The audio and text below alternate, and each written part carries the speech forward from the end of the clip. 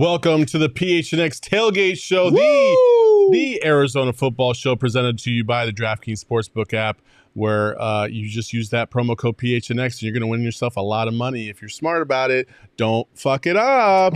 All right. I'm here with Bo Brock, Shane Diefenbach, and Kidcaster Johnny Venerable. Hey, everyone. He's got his football pants on today. Hey, everybody. I'm Saul Bookman. Let's roll that shit, DJ.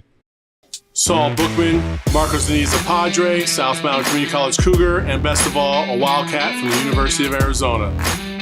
Johnny Venerable, Maricopa, Arizona. We have a Denny's and an IHOP. Bo Brock, the Harvard of Maricopa County, Scottsdale Community College, Fighting Artichoke. Shane Diefenbach, North Scottsdale Circus School of Arizona. Honk, honk. All right. Well, we'll go ahead and get the sad news out of the way first, or the somber stuff, because why not? That's how we like to start this show. Tua, not very good in terms of what happened. This is the hangover, obviously. A lot of chatter back and forth. I know some of you guys have talked about a little bit on your shows, but I just want to go through some general overall thoughts in terms of like who was the most responsible in terms of him playing on Thursday night. We'll start with you, Bo. Man, obviously it's comes down to the people that are making the decisions that you should trust, and players should have no problems trusting these guys, those people that the NFL put in place as far as the spotters, and the guy who was actually fired yesterday. I think that's a step in the right direction, but still, the fact that we saw in back-to-back weeks this poor kid take headshots like that and visibly be in trouble, that's unacceptable as far as the NFL goes. So, I'll take as far as who they put in place that the players should have no problem trusting. That I think going forward, can we even trust the league's going to put us in a safe position going forward? I argue that Mike McDaniel, the coaching staff, they listen to the doctors. Mike McDaniel is not a professional, a medical professional. He is not in a position where, to override a doctor who says it's his back, so we're going to roll with that. If Tua says he can play, and Tua said he could play, and the doctors are saying that it's not a concussion, the people who are putting blame on Mike McDaniel, Mike McDaniel came from Kyle Shanahan. They win games with their backup quarterback. Mike McDaniel would have put a game plan together for Teddy Bridgewater. They would have been competitive on Thursday night. I'm at the point where, head coaches should be held accountable, but, not over the medical staff. Those are the people there to tell you what to do. If somebody's got an injury, you listen to the medical staff. God forbid, we listen to Cliff Kingsbury over and over again. We don't know what the plan is. We're going to talk to our trainers and our medical staff. Mike McDaniel does the same thing. So I'm not team let's pile on Mike this week. I think that's a rational thought process. Shane? Yeah, I mean, Bo, you said it. The guy who was really in charge, the third-party doctor, was fired. And I agree with Johnny. It's hard to really put the blame on McDaniel. I'm sure he already feels terrible about the whole situation. Yeah. Luckily, it looks like it's not as bad. Don't want to speculate anything, but it seems like he could play. They were watching McGruber on the plane plane ride home. That was the story. And you guys know how much I love that man. He is one of my favorite quarterbacks to watch, and things were finally looking up. So that's it just sucks. And what I said on the Bet Show is it's really is the time to start the conversation when things like this happen. It is a catalyst toward change. And I think it's trending in that way. Obviously, the rules being implemented as early as week 5 about if somebody is stumbling, that we could see they'll be taken out of the game for the rest of the time. I don't know if that's genuinely the way to go, but we'll see. It's a step in the right direction, I think. I agree with Johnny in terms of I've seen a lot of blowback come towards Mike McDaniel, and a lot of people were trying to throw Mike McDaniel under the bus based on what happened with the organization a year ago and the dysfunction that they showed with Brian Flores and so on and so forth. But Mike McDaniel does not carry the weight of the Dolphins' past errors with himself. He's absolved of that because he had no relationship with the Dolphins prior to getting to the Dolphins. That's not his fault that the Dolphins chose to make that decision with Brian Flores, and you shouldn't punish him because of that. And that's where I feel like a lot of the aggression and the anger of the way Tua, obviously got handled over the course of this last week is being pointed to McDaniel about. You know what I mean? We've met Mike McDaniel. We have. I think he's a very personable guy. Clearly, his players absolutely love him because of the way he approaches everything.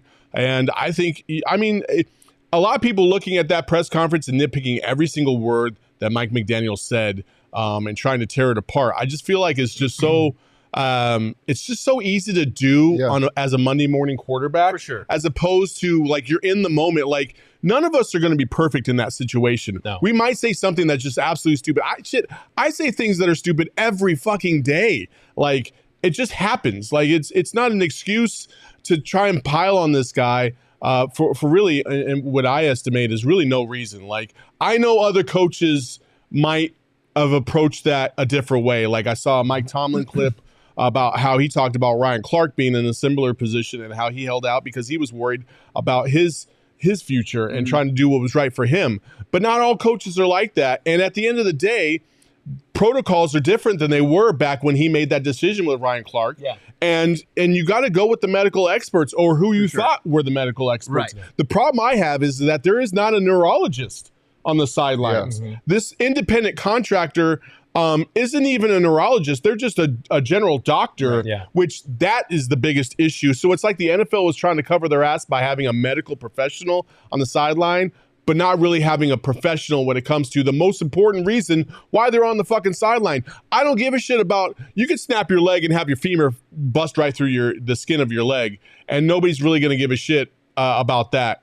But when it comes to head issues, that could be lifelong, and you got to make sure you protect the players because they clearly, in some instances, they won't protect themselves. The Dolphins staff would be like, I think your wrist is hurt, even though your femur is protruding from your skin. Now, it's for sure. As far as when you're looking at a first-year head coach, his third game, or was it? It was his second game. I'm sorry, his third game. Third game. Yeah, and he's trying to just keep his head above Fourth water. game. And just Fourth man, game. Just Fourth man. What? Third it could game be when he his got hurt 10th first game. game. I don't care. He's in his first season. Yeah. He's not a football guy. Mike McDaniel, nothing tells me that he's going to be like, oh, rub some dirt on it and get back in there. Yeah, if he knew, I mean, the problem is we all saw it. We all saw Tua stumble, and you're like, that guy's not right. Yeah. I hope McDaniel going forward. I agree that he shouldn't take the blame on this, but going forward, if he can visibly see that his quarterback or his player is in that dire of a situation, say, let's keep him on the sideline, let's blue tent him for a little bit, and really figure out if this guy's okay going forward. Yeah, football's a violent game. Like it is, and we're very fortunate now. We live in a time where players are protected better than they ever have been. And everybody always bitches on Sundays that quarterbacks are too protected, right? Everything, you can't sneeze on a quarterback, you get a 15-yard penalty. This kind of thing, I mean, you hate to say it, is going to happen from time to time, and you want to have practices in place so it doesn't continue to happen and you nip it in the butt. But when was the last time that the NFL has dealt with something like this? I think that's what makes it so polarizing. And I'm not going to be the spokesperson of the NFL here and give them a bunch of credit, but I mean, goodness, like from the early 2000s, from the late 90s, it has come such a long way. To Bo's point, like the only reason I think that it is so polarizing is because of the stumble Tua took in the Sunday before. And then everybody said he had a concussion. They checked him out. They said it was his back. And then it's compounded again on a primetime game. It was the perfect storm. And again, I'm not making excuses. All I want to say is that they are doing, I believe, everything they can to protect quarterbacks specifically. Yeah. And this was an incident where it just shit hit the fan. Also, at the end of the day, I know players are players and they want to play, and that's all well and good.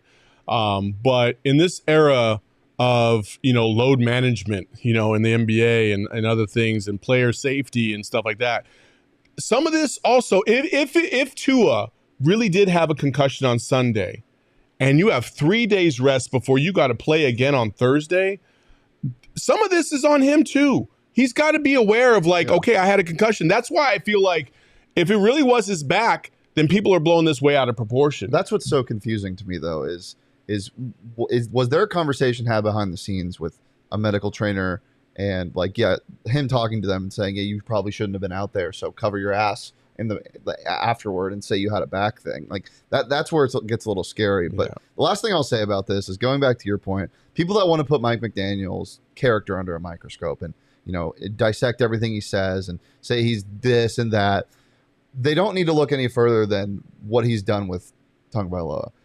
Tua has been coached by Nick Saban. His dad was really hard on him. and he had a lot of confidence issues. He had a lot of insecurities about his game because especially with the world we live in. All you have to do is look at how he's played this year and look at how much more confident he is in not only his arm, but the people that surround him, himself as a whole, on and off the field. Like Mike McDaniel has built that for him. Mike McDaniel has given him confidence. I think this is a perfect situation for these two guys. To me, it's a very smaller scale of Belichick and Brady. I feel like just really giving all the quarterback you need, or giving the quarterback what he needs to succeed, and hopefully it stays that way for the next couple of years. For sure. Well, hey, we won't belabor the point. You all get it. You've seen it. You've talked about it. Let's move on. Nightingale Sunset, happy birthday, 32nd birthday. 32 is the best number in the world, by the way. If you didn't know that, now you do. So happy birthday to you.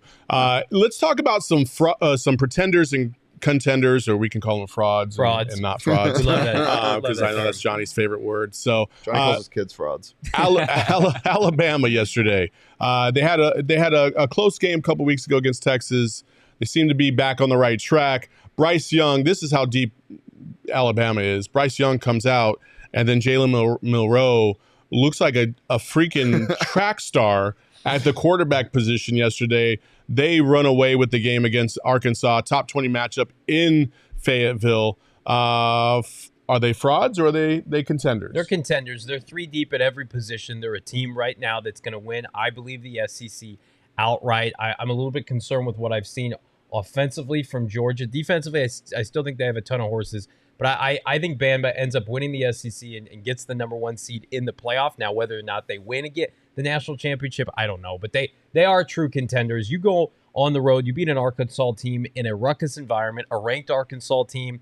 The fact that you put up 21 points in clutch time in the fourth quarter. I'm not as big on Bryce Young. Like, I know Shane thinks he's the best quarterback prospect. You've told me this of the last 10 years. I think he's a little small for my liking. He's a little frail. We get on Tua for being small. Yeah. Like, we need to get on Bryce Young, but I think Bryce has got a little bit more mobility. I think Bama is going to be right there in the mix, and they're racking up wins against ranked SEC teams. But would it surprise me at the end of the year if they have 1 or 2 losses in conference play? No, it would not surprise me. I think this is Alabama, and as long as Nick Saban's there, they're going to be a contender to win the SEC. They're going to be in the college football playoff. Now, I think that they're very real. They're year in and year out. They're very real, and because of their depth, they're stronger than any other team in college football. We see that's why we see so many upsets each and every week, is because a lot of teams lack the depth necessary to kind of overcome some slow starts, and they're just kind of adverse to it for the most part. I like Bama.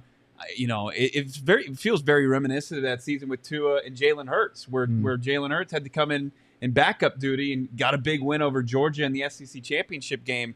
Maybe not the most talented Bama team in the last couple of years, but still, that's relative. They're really good. Shane, Georgia for real or no? Georgia? I think so. I think last night was weird. I don't know. This just happens to college teams. They're collegiate athletes. I'm not worried about Georgia at all. It's an SEC matchup. You're on the road. Just weird things happen. Georgia's just so big at every position. They have so many X factors. It's Stetson Bennett, but he's a good collegiate quarterback. So no, I'm not worried about Georgia at all. Let's move on to USC. Okay. They get the win over ASU last night. Shane, obviously, you watched the whole game. USC, it's hard to decide if they are like a legit contender or if they're just fortunate because of the schedule that they've had to play. What's your take so far? They need to figure out what's going on in their defensive line. They looked okay last night, but ASU's offensive line made them look a lot better than they have. USC doesn't have a good defense, and people know this. And it's hard when your offense can score points fast, and you got to come on the field frequently. But I think their offense can contend with the rest of them. I think that Jordan Addison, I think Caleb Williams is a top 3 quarterback in college football. I agree. And last night showed that. I wouldn't go as far to say they are contenders to win the whole damn thing this year. I definitely think they're the favorite to win the Pac-12. Yes. But I just don't know if this defense can keep them in games against SEC talent. It has too many holes. There's too many blown coverage. You saw one against ASU last night. Like it didn't. Who does that sound like? It sounds like every Lincoln Riley Oklahoma team. Yeah. with all of his defenses that couldn't stop anybody, but prolific offensively. But the offense, while good, it's not prolific. It's not as good as these Oklahoma. Well, he hasn't had a full recruiting offseason. I know, but that's what I'm saying. It's I not think Oklahoma. they're ahead of schedule, in my opinion. Yeah. I think if they would have lost 3 or 4 games this year, But we're just talking this year. Yeah, people wouldn't have freaked out. Like they're gonna win the Pac-12 easily. They're Well, going hold well. on. Whoa, Johnny, From next Saturday, they're on the road in Salt Lake City against Utah. I was just about to say That's the game. Cameron Rising. Dude. They'll beat Utah in that game. Dude, It's- what? I You feel want to put like a wager on even- that game right now? Johnny, you want to talk about comparisons? Did you see what Oregon State did to this offense last week? Did to USC's offense I last did, week? yeah. Specifically, Caleb Williams. Did you see what Cameron Rising just did to Oregon State's defense? He tore it apart. That game is going to be the litmus test. But That you game's just going told to me show. Caleb Williams is the top 3 quarterback He in college is. football. He is 100%. Oregon State's defense is legit, and Cameron Rising just tore through it. This is the litmus test. I don't think it's easy. I think they're the favorites, but I don't think it's easy. Well, the thing is, if they beat Utah, they're still going to have to take on UCLA, which is up and coming this year, who had a big win over Washington. Look, I'm not saying they should be favored against the rival Bruins, but that's another potential bump. And then you've also got Notre Dame, who's got enough talent to potentially. I'm anti-UCLA. But their unblemished record, I would be very surprised if they made it through unscathed. I would.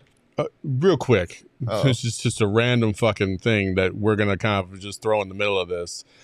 This is the kind of up-to-date information you get right here, right? So we just got a tweet from JJ Watt. Says, we didn't just get a tweet, but he just tweeted saying, I was just told somebody leaked some personal information about me and it's going to be reported on today. I went to AFib on Wednesday, had my heart shocked back into rhythm on Thursday, and I'm playing today. That's it, period. What the fuck? Do you have a heart murmur or a heart attack or what? Well, atrial fibrillation means that your heart is out of rhythm. So I guess what's obviously happened, they shocked it back into rhythm, which is, I mean, can JJ Watt have any more other injuries? Dude, he was at practice on Friday. He was shocked. I mean, his heart was shocked back in the rhythm on Thursday. But he was out of practice Wednesday and Thursday, right? He was. Yeah. Yeah, and they had illness on the injury report. His heart stopping is an illness, I guess. My God. Dude, the NFL, man. These guys. It feels like this is his last year playing professional football. I mean, This is he's his got a last year. kid due. This is his last year of his contract. Yeah. His body's breaking down. I don't think anybody would blame JJ Watt. This is it for him. Man, And this the is Cardinals just, still just want to send 4. Oh, God. Jeez. Can I just say something real quick? I had the Minnesota Vikings minus 3.5, and they scored a touchdown to go up by 3, and they fucking missed the extra point. Justin Jefferson, Daddy Fantasy's Justin Jefferson. They missed the extra point, and they're going to win by 3. God damn it. Well, okay, last one before we move on from college football and all that good stuff. Clemson gets the win on the at home against NC State. Who are you more? I guess who do you believe in more, Clemson or Ohio State? I would say Clemson because of their pedigree with Dabo. Man, Wow. Johnny's taking L's today, man. No, I thought I gave you a layup on that one. Can nobody make fun of me for this? College football. Alungalule? Is that how you say it? Yeah, DJ Ungalele. Ungalele. College- Not a real quarterback. He's just not very I think he's good. getting College better, football though. is He's getting better, but is he's a not head coaching sport. Oh my god. And I get give me Lincoln Riley and Dabo. I'm sorry. You like Over You like Ryan Day. USC? Well, I just said that's why I was banking on USC and against Dabo Utah. Sweeney. I don't Really? like him as a person. I think he's an awful dude. Okay. But he's owned that conference for 10 years. I'm gonna First go of with all, Beating I Syracuse, got congrats. alma mater, my guy Isaiah Simmons. Ohio State is for real every single year, and I hate Ohio State. I hate Ohio State, but they're for real every single Something's year. off with them this year. I just They don't- just routed. They just rout teams. they were down. every They were single down game. 7-0 against Rutgers yesterday. Oh my God. Daddy Plus also- Fantasy. Keanu might be the next I need to Cardinal go back to head the coach. USC thing. By the way, Don't USC put that evil on USC will lose by double digits to Utah this weekend, Next guaranteed. Put it on. Yeah, 15th. this weekend. I hate Kirk Cousins. Next weekend. Kirk Cousins is Did he not not in this get that completion? conversation. He Okay. got it. All right. Oh, it's a tie game. Jesus I Christ, can't you believe you guys. went Tigers over Buckeyes. I'm shocked. Just- by I think that. they have the easier road because the ACC is low-key I think trash. just straight up team versus team. give me the Buckeyes over the Tigers. If I'm a betting man right now and I had to say who's in the Final Four, I think Michigan is better than Ohio State again this year. I think Michigan gets in the Final Four. Michigan gets in the Final Four, and I think Clemson gets back to the college football playoff. Oh my God! Because you know what? So this is what I've learned doing shows with Johnny. Just let him talk. Let him finish. He just looks convicted into the everything into the I'm saying. I genuinely believe. Here's what I don't want to see. And thank God I just tied it. I know, so we're in good shape. I don't want to see a Cincinnati-esque type of team, and thank God I don't have to root against those scrub Panera Bread schools this year. We get real big boy football. We get an SEC. Here's what we should get: an SEC team, a Pac-12 team, a Big Ten team, and an ACC team. That's what we're going to get in the college football playoff this year, which will be interesting because you leave Bama out, you leave Georgia out, but I want conferences because we're in the dying days of conferences in college football. Give me 4 different conferences this year. That's not going to happen. I know, but that's Bama and Georgia are definitely in the Final Four. If USC and if a Big Ten team, a Pac-12 team, and an ACC team all go undefeated, I think all of them get in. No. Whoa. No. That's not happening. There's a thing called strength of schedule, Mr. Johnny Venerable. Clemson just beat a top team? A top 20 team? Top 20 team. Yeah, so I mean, give me some parity with some big boy prospects in football. It's just not happening. I know. I'm just tired of Bama, Georgia. BYU might go undefeated. Gross. And that's your team. No thanks. BYU that's lost. your team. You can't drink there. They after lost to hours. Oregon. Very early. Oh, that's right. That's right. My bad. Who is all right? Real. No, I'm they kidding. I'm got joking. absolutely I just love Bo mollywopped by Georgia. I love in the Bo first game. Nix. Do you think All right. you guys You love think Kyle real quick? Dillingham. You think What? Michigan's Yeah, better than Ohio that's State my again number this one. year or no? Okay. If you had to bet They're on it? playing in Michigan this year. They're playing in the Horseshoe, so I'm going to say no. Okay. What? That's too. The Horseshoe is Columbus.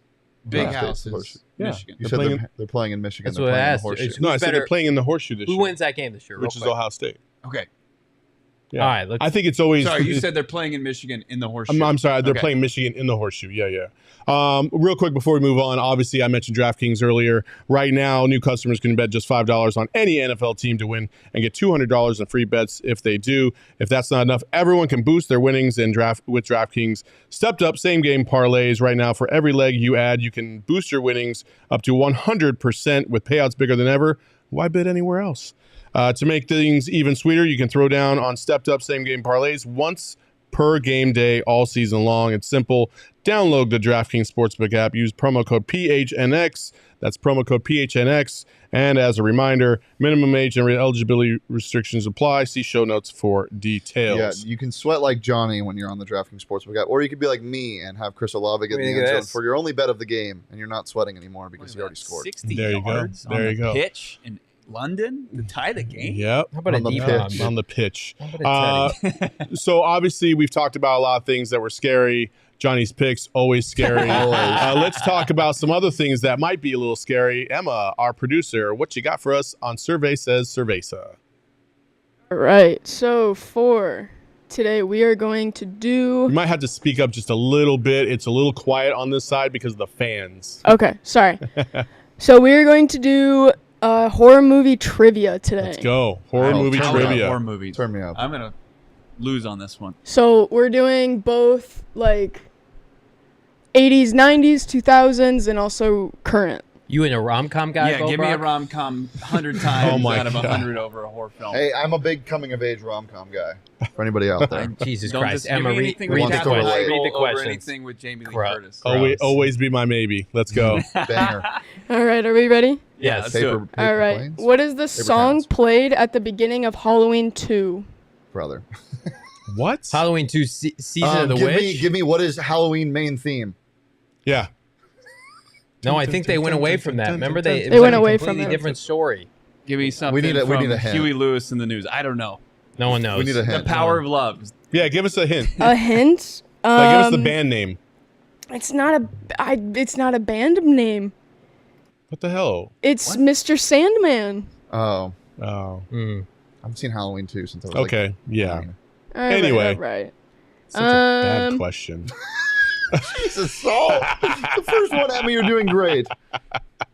Sorry.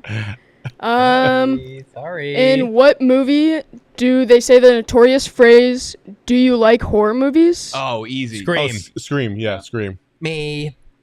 Which one though? Scream 1. Yeah. There you go. When he's talking to Drew Barrymore. Hello, Sydney. Is that you?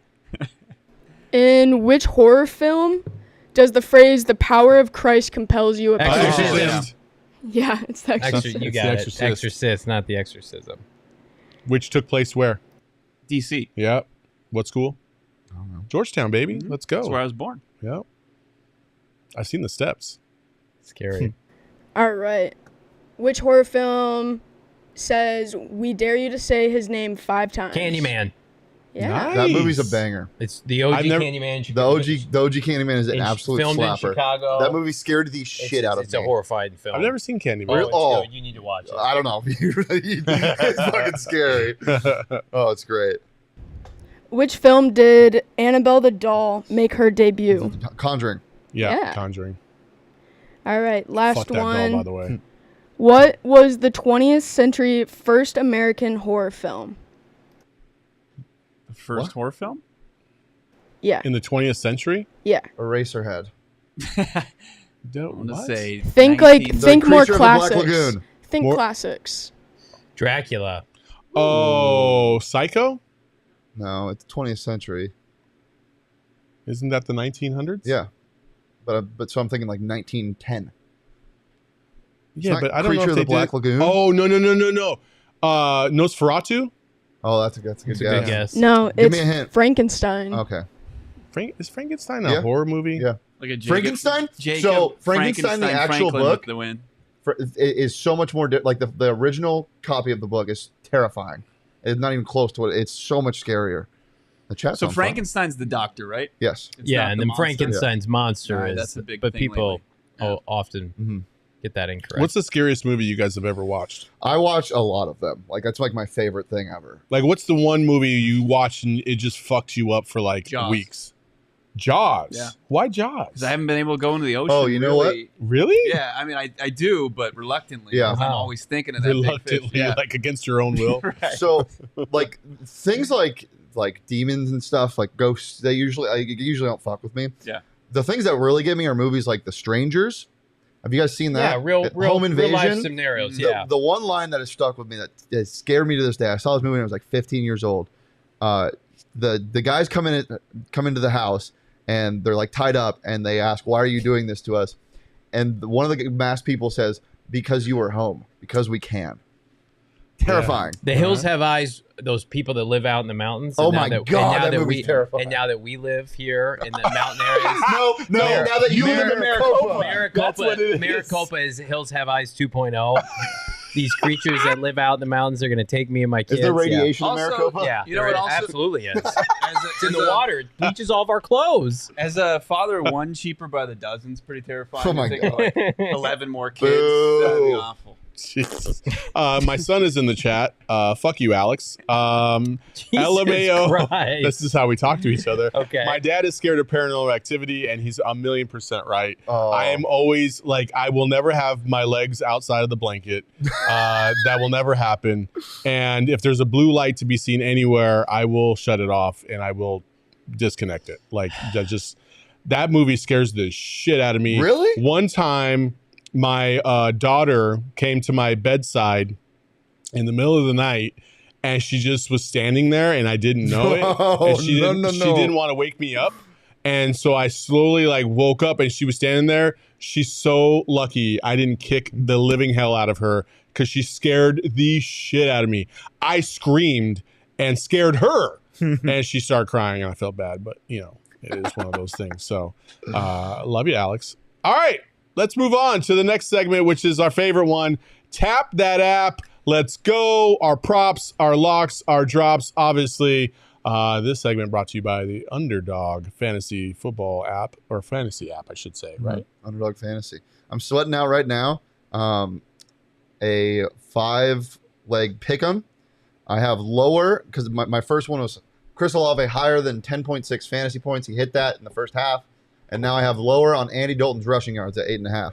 Those are the first 2 legs of this day, but it's fantastic. It's one of my favorite things to use. There's so many things you can do on it. You can do daily fantasy drafts with your friends, against strangers. You also do pick'ems. You can bet against you bet against your least favorite or bet on your favorite players, pick higher or lower what you think they're going to eclipse or not get to. Then you can win up to 20 times your money. It's just truly the best way to go. And when you download it using that promo code PHNX, Underdog will double your first deposit up to $100. So get your coin today. It's definitely it's the way to go. I mean, I've been having so much fun using it. We can make that happen, Nightingale. It has been fun, by the way, but also I just want to throw it out there once again for the third straight week that we have not done another Underdog Fantasy Draft because I absolutely murdered these three guys and they don't want to see me anymore. So, they don't want to catch these hands.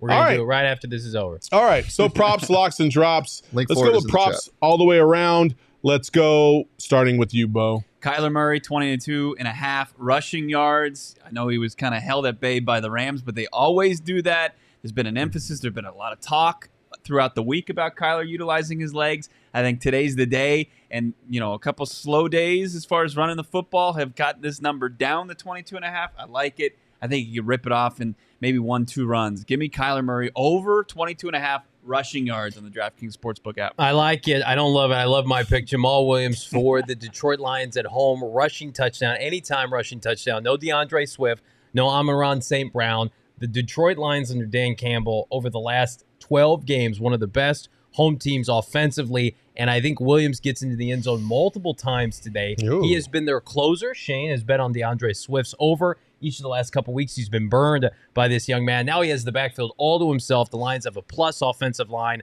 I think they roll today and cover -4.5, but I think they get there because of Jamal Williams and his ability to convert in the end zone. Derrick Henry, 72.5 yards. I have the under against the Colts. I believe in the Colts defense. They're one of the better defenses in the league. I love their linebacking core, and I think they will hold Derrick Henry at bay today, 72.5 on the DraftKings Sportsbook. Last week was the first week they looked like they could their actual defense because they looked terrible the first 2 weeks, but we know how good they are and capable they are with Darius Leonard in that linebacking core. Kwity Paye looked awesome. I like that. Mine is still plus money somehow. You can get it right now in the DraftKings Sportsbook. I got a plus 120 on Thursday. Lamar Jackson over 1.5 passing touchdowns. It's now down to plus 105. I don't get this. The Bills secondary is unbelievably banged up. They love targeting Mark Andrews inside the red zone. Rashad Bateman's probably going to rattle off another 70-yard touchdown, or maybe it's Devin Duvernay, one of these two guys.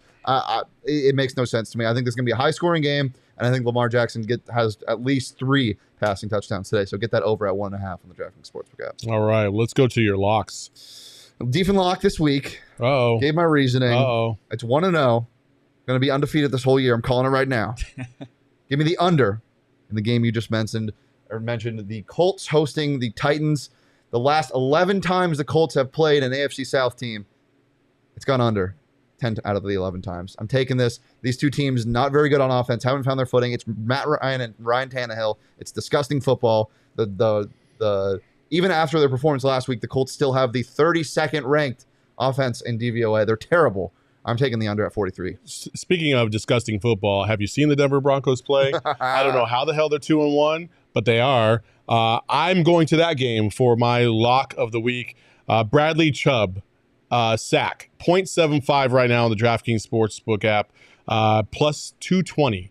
Wow. I think Bradley Chubb will sack Derek Carr at least once today by himself. So let's go. I'm taking that. I feel like that's easy money in what should be a pretty disastrous game. I don't like either one of those teams. I think they both are trash, and we'll see. Nightingale Sunset isn't the true horror movie watching Kyler not rush on game day. Yes, it burns all of our eyes. It makes me want to hide under the covers. What'd you want to say, Shane? I was just looking to see. They missed the field goal. They did. Have you, speaking of Russell Wilson and the Denver Broncos, have you guys seen all the memes about let Russ cook and then it's like a watery steak? Some soggy bread. Double doink! Oh, it's going to be a great day of football today, folks. Woo! My lock of the day is the over in the Jags. I'm jagging off with the Jags and the Philadelphia Eagles. 44. That doesn't even shock me that he says it anymore. The over for the in that game, 44. Jaguars average 28 points per game. Eagles average 29. Doug Peterson, homecoming. You know he's going to ball out. Trevor Lawrence, Christian Kirk connection is good for a score this weekend. And then Jalen Hurts has been one of the best quarterbacks in the NFL. Dual threat. I think there's points to be had. I don't get why this line is so low. Maybe it's Vegas trying to hedge their bet with all the East Coast storms that are happening right now. But I think this game, 47-48 seems like the relatively conservative line. It's all the way down to 44. I don't get it. Take the over as the lock. I learned a harsh lesson last week not to fuck with the defense lock. Not doing it this week. I'm actually going to take the over for the Bills-Ravens game. I know it's pretty high, 50.5. Give me the over. Not a whole lot of defense on both sides of the football. Both secondaries in shambles. Yep, shambles. Josh Allen, Lamar Jackson, those receiving cores. Lots of points. Give it to me. That's my lock of the week. Well, I will go back to what Johnny just mentioned about the under on that Jags-Eagles game. Right now, it is 55 degrees, and it is raining. It is pouring. It is 100%. It is supposed to be that way all the way until well into the night. So it's going to be a mud fest out there at Lincoln Financial Stadium. They're going to score some points. Listen, James Robinson went to my alma mater. I don't hate Illinois it still. State. I don't hate it. 22 points for both those offenses, easy. Easy Well, peasy. not In the easy mud? anymore, but In the mud. We might have another splash game today. We'll screw around in the mud. I'll screw around in the mud with you. Johnny. Here's my lock. Here's my drop of the week. Stay away my from God. Jesus Christ. Stay away from the Cardinals. Stay away from me. Jeez. Stay away from everything related to this team right now. Don't bet on them. Don't look at them. I'm gonna tell you right now. Shane walks off the set. Why is Johnny dressed like a jockey? These are my football pants. Oh, my God. Once you see it, you can't unsee it. Holy shit. And down the stretch he comes. Around the last turn. I need that lead. Fireball! He's right. On top of Twilight Moon Daddy Fantasy down the stretch. He's all like that! He's riding Jagged for the Jags. And here comes Urban Meyer! It's Daddy Fantasy, My drop of the week, you idiots. How many furlongs did it take you to put those pants These on? are really smooth. They pop right on. What kind of quintillas are you looking at today? These were $35 on Amazon because I've got the full padding. I've got both thigh pads, both knee pads. I don't have a cup in, but You should. I should. Things get a little dicey here at the PHNX studios. Don't bet on Cliff Kingsbury today. Don't bet on Matt Rule. It's good for your mental health. Stay away from this game. It's turned into a pick'em. The line at one point this week was 3.5. It dropped to 2.5. Now it is essentially the Cardinals are +1. If you have to bet on it, I don't get it. There are too many other good options this week. I'm not with Bo. Cliff Kingsbury's not running Kyler Murray all year. Why should I believe he's going to do it today in a field that could be compromised? Christian McCaffrey is going to play. Is he hindered at all by his quad? What's going on with Rondell Moore, Hollywood Brown's foot, J.J. Watt? Why does the field play against the Cardinals but not against Christian McCaffrey and a quad injury? Well, I just mean this entire And Baker dynamic of Mayfield, this who game. can't take care of the football. The field is supposed to be okay. It's 67 degrees. It's cloudy, but it's not I supposed don't to like rain anything today. with this So, game. Johnny, I agree with you. That was going to be my drop, but I'll pick a new one. But specifically because of the line. This is what you call a rat line. Why are the Cardinals 1-point dogs? Why is this line moved so much? This just feels like a spot where the Cardinals need a win. They have to win, right? They have to. But they're not favored. It makes no sense. I'm staying the hell away from that It's game. because they looked like dog shit for 3 weeks. But the line 11, movement, 12, they look Clemson like hugs, complete please shit. stop that. The line movement is just bizarre to me. So I'm staying away from that game. But my actual drop, we're going to move on. We're not going to address that. I'm sorry for even bringing that up. No. If you want to know what we're laughing at, just look at the chat. Yeah. I'm sorry. Yeah. Oh, my God. Okay. My drop is the Commanders at the Cowboys. The Cowboys are favored by 3 points. Thank you. I don't skip division like that. game. Get it away from me. These Cavs. This show is going off the rails See these really Cavs? fast. Oh, my gosh. I'm All staying, right. are you Go going? ahead. Go Yeah, ahead. I'm just staying away from that Colts game. Titans, Colts, two just messes of a team. Getting away from it. I think the Colts are going to win that game. I'm actually going back to Johnny's point. I'm staying away from the Jags-Eagles game because of the weather. You don't know what to expect. You never know in those sloppy, wet games. You never know which way the ball is going to slide. So I'm not even going to touch it. What's Daddy Fantasy and what's Johnny and his horse? What's their odds right now? Like 5-1? Daddy Fantasy right now. Just an update. My fantasy football team in the PHNX. Oh, nobody actually cares about that. 36 points from Justin Jefferson. I am projected to win this week by 20 points for Daddy Fantasy. Yeah, you're projected. So for those of you who don't know, we have an in-house fantasy football league going on, obviously. 12 teams. And right now, our very own Cheerson Susel, who also, by the way, Congratulations to her. Fantastic. She's now a 2-time Emmy Award winner.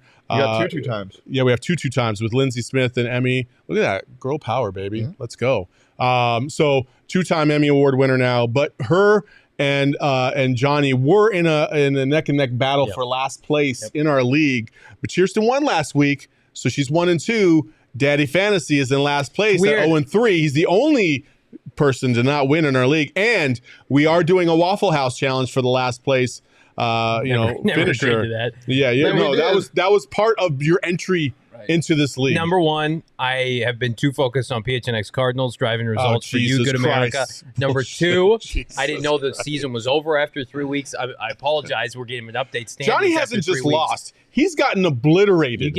Every I stomped week. on him and spit on him last week. Tell the viewers who your top running backs are. That's not important. Who was your number one running back that you took? Who'd you take in the third James round? Conner. Who'd you take in the third round? That's Took not Cam important. Akers in the third round, fellas. I guarantee victory. You. I guarantee victory today. Oh no! It'll be guaranteed. Did you just? Daddy- Who did that? Danny Fantasy. There was a. Never mind. All right. Anyway, let's wrap this up. Let's go to the last segment of the day, which is probably our most enjoyable, flight risk. And let's talk about the Cardinals at the Carolina Panthers. The Cardinals have not fared well against the Carolina Panthers. No. Basically, since they won the NFC Championship game in Charlotte a long, long time ago.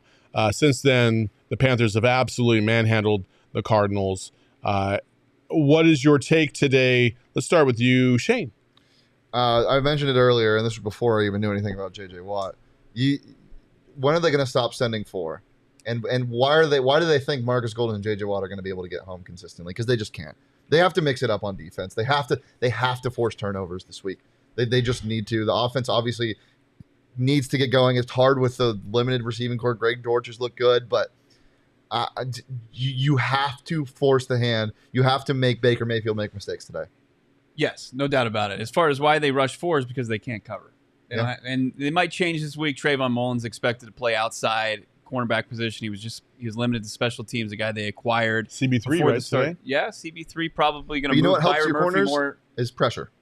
See, Bo and I disagree with this. Well, look, I'm with you. The Cardinals' front seven is grossly average. If you look, Their if you look at secondary's got the real players. analytics, the Cardinals actually are getting don't be the a best nerd. pressure. Don't be a You nerd. just like No, you I'm just not threw a being a- bomb in the We middle of just these do guys. be a a nerd. two-shot the rest of the show. If you watch Cardinals games, they get decent pressure, and then a quarterback evades the pressure and finds an open receiver who's not covered by their poor cornerback. You got to finish. You got to finish if you're in the front seven. Zaven Collins missed a sack last week. Quarterbacks are You got to getting rid of the finish. football in 2.5 seconds.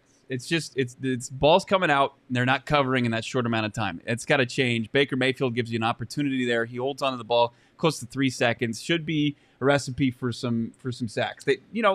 Vance Joseph, this is kind of an anomaly as far as how he coaches defenses. He loves to send pressure. He loves to send exotic blitz packages. He played against Patrick Mahomes, Derek Carr, and then Matthew Stafford. Baker Mayfield's different in a bad way.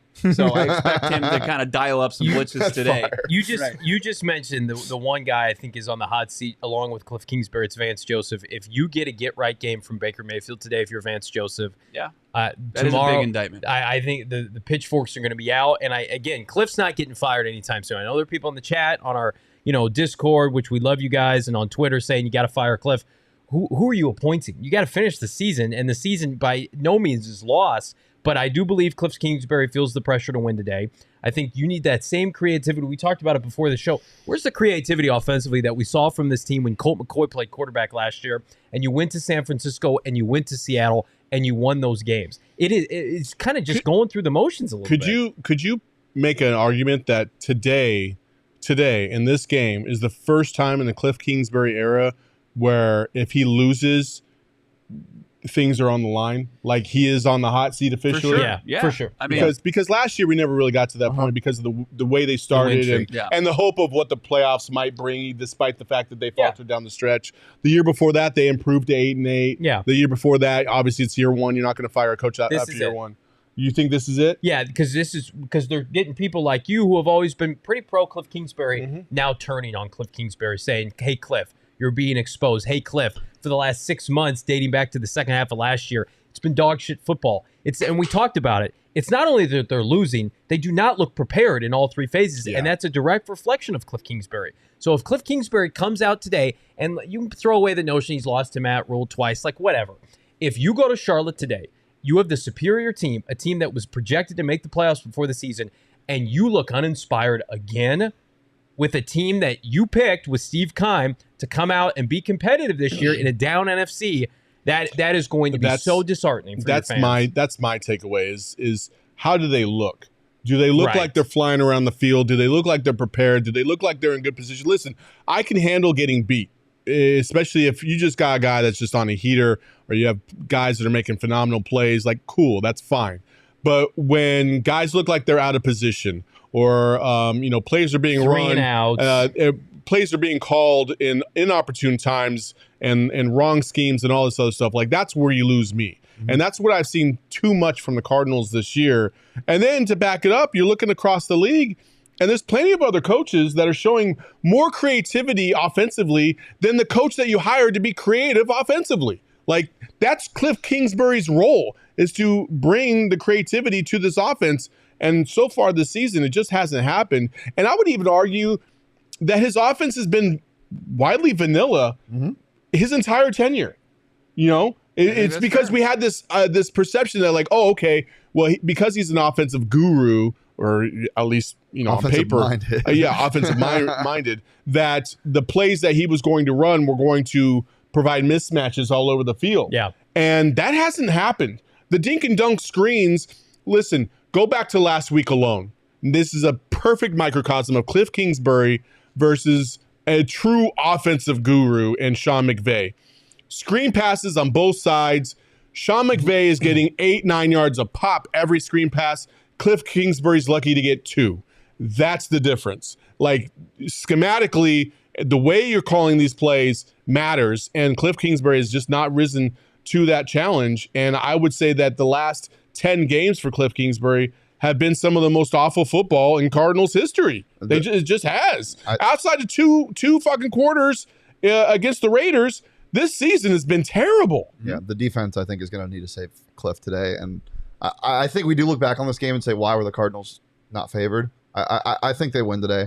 I think they lose today. I think they win the game, and I think it's on the heels of a Buda Baker, Jalen Thompson interception, just because Baker Mayfield loves to throw high balls over the middle of the field, and they just the defense should be able to perform. It's on the offense to put Matt Rule coach teams 1-25 against opposing teams that score 17 or more points. Matt Rule coach teams 2-0 against Cliff Kingsbury and 17 or more points. The offense that you sunk all this money into, and all the money as far as the cap goes is on that offensive side of the football.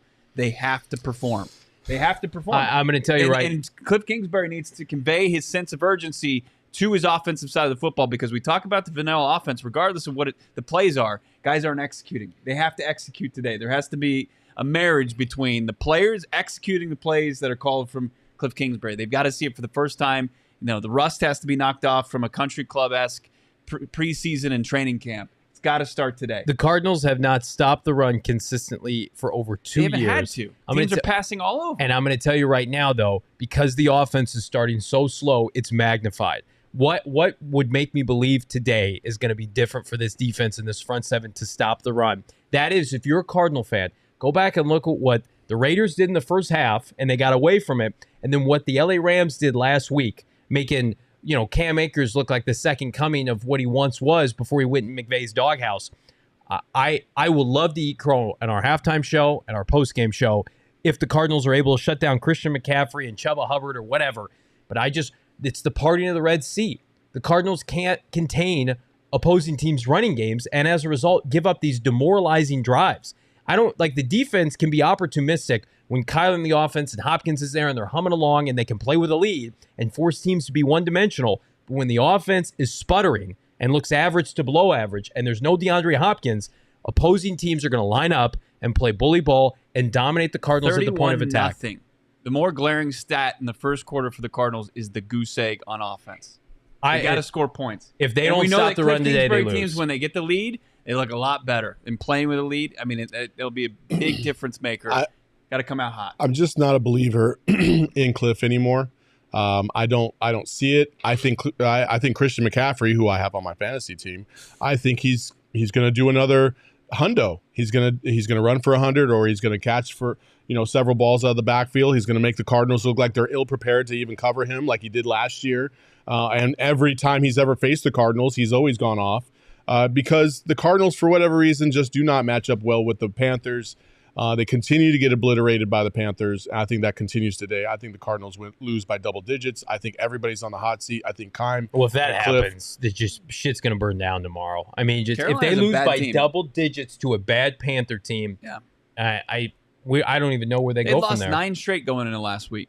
9 straight dating back to last season. They're a more flawed football team. They might have some nice pieces with McCaffrey and J.C. Horn's an up-and-coming player, but this is a bad team that the Arizona Cardinals need. It's a get-right game potentially for the Arizona Cardinals. If they don't, yeah, you're right. Come Monday or come the post-game show today for PHNX Cardinals, we're going to be answering a lot of questions that are going to be left over from this game. Carolina Panthers, you're right, have been pretty bad the last 9 games. But it's not like the Cardinals have been awesome the last 9 games either. And that's my point. They haven't played a complete game since Dallas of last year. Yes. Yeah, exactly. So anyway, we can agree to disagree. It's fine. You can follow us all day long. You can follow these guys on PHNX Cardinals as they continue to do a fantastic job. Make sure you follow Shane over here in their PHNX Sun Devils crew, also bets, and also like the Underdog Fantasy Show and like every other show that Shane is on, which is like 1 million of them. And follow me here on the Tailgate Show when we come back next week. Johnny's Pants on Twitter at Johnny_pants. We're 1-0 with these pants, you dirty bastards, and we might be 2-0 today. Maybe we can ride our way to victory today. We'll see. Lord. Anyway, thank you so much for joining us on Arizona's premier fantasy show. We will see you next week. Bye-bye. Bye. Ta-ta.